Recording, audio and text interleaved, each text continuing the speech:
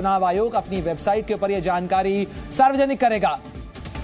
और सीधे रुख करते हैं, मेरे सहयोगी ब्रह्म प्रकाश दुबे भी हमारे साथ जुड़ गए हैं। मुख्तार अब्बास नकवी उनके साथ हैं। ब्रह्म प्रकाश, जाहिर तौर पर सरकार के लिए, बीजेपी के लिए एक बड़ा झटका। बिल्कुल बिल्कुल, देखिए प्रणय, इस पर बात करने के लिए हमारे साथ बीजेपी के सीनियर लीडर हैं, पूर्व केंद्रीय मंत्री मुख्तार अब्बास नकवी जी। नकवी जी, सुप्रीम कोर्ट ने एक बड़ा फैसला दिया है इलेक्टोरल बॉन्ड पर, चुनावी बॉन्ड पर, और कहा इस स्कीम को रद्द कर दिया है, संशोधन को भी अवैध माना है। देखिए, उन्होंने जो सुप्रीम कोर्ट का फैसला है वो क्या है मैंने पूरा देखा नहीं है, लेकिन जो चुनावों के सुधार और इलेक्टोरल रिफॉर्म से संबंधित कई महत्वपूर्ण काम इस दौरान हुए हैं, जिसमें कि 100% जो वोटर्स हैं उनको आईडी कार्ड मुहैया कराया गया है। उसके अलावा और भी तमाम चीज़ें हुई हैं जिससे कि चुनाव पारदर्शी हो, निष्पक्ष हो, भयमुक्त माहौल में हो।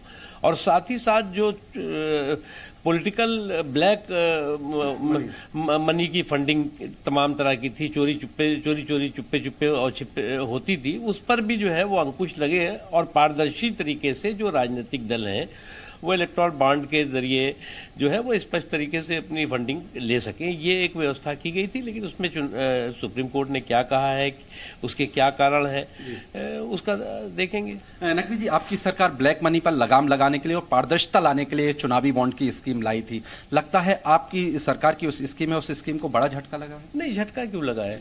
हमने तो ईमानदारी के साथ कई इलेक्टोरल रिफॉर्म की दिशा में कदम उठाए गए और वो कदम बहुत सार्थक और बहुत सफल रहे हैं।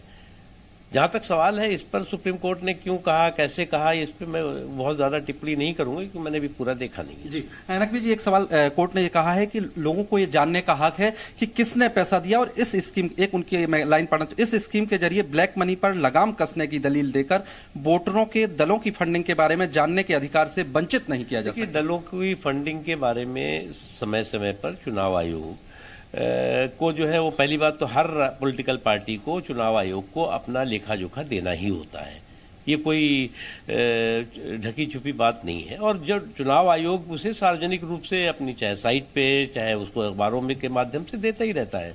जी, तो एक अंतिम सवाल, दानकर्ता के हितों की सुरक्षा की दुहाई देकर दुरुपयोग की आशंका के मद्देनजर फंडिंग को पूरी तरह से गोपनीय रखना ठीक नहीं है, ये भी? देखिए, मुझे उस पर कोई टिप्पणी नहीं करनी है, लेकिन मैं इतना मानता हूं कि ब्रह्म प्रकाश, मुख्तार अब्बास नकवी से अगर आप पूछ सकें तो ये भी पूछेगा कि चूंकि ये पूरा मामला आरटीआई से जुड़ा हुआ है, यानी सूचना के अधिकार और मतदाता से पारदर्शिता का है, क्या बीजेपी अपने दानदाताओं की सूची वेबसाइट पर उपलब्ध कराएगी? सुप्रीम कोर्ट ने इलेक्शन कमीशन को कहा ही है ये कि ये चूंकि पूरा मामला पारदर्शिता से जुड़ा हुआ है, रिजर्व बैंक जो है कहें कि फंडिंग की पारदर्शिता से जुड़ा हुआ है, तो इस पर आगे सरकार किस तरह से कदम उठाएगी? अगर ये सरकार तय करेगी, सरकार बताएगी, लेकिन निश्चित तौर से जो सरकार ने बहुत ही साफ नियत के साथ पारदर्शी हो सके सारी व्यवस्था, उसकी दृष्टि से। तो देखिए, नकवी जी कह रहे हैं कि आगे सरकार किस लिहाज से कदम तय करना है उस पर विचार करेगी, और सुप्रीम कोर्ट ने क्या फैसला दिया है उस पर भी पूरा मंथन होगा। और वो ये भी कह रहे हैं कि सरकार जो चुनावी बॉन्ड लाई थी वो पारदर्शिता के लिए लाई थी, और जो ब्लैक मनी है उस पर लगाम लगाने के लिए। बीजेपी की अपनी दलीलें हैं। ब्रह्म प्रकाश, आप बने रहे हमारे साथ में, साथ ही रविंद्र में मेरे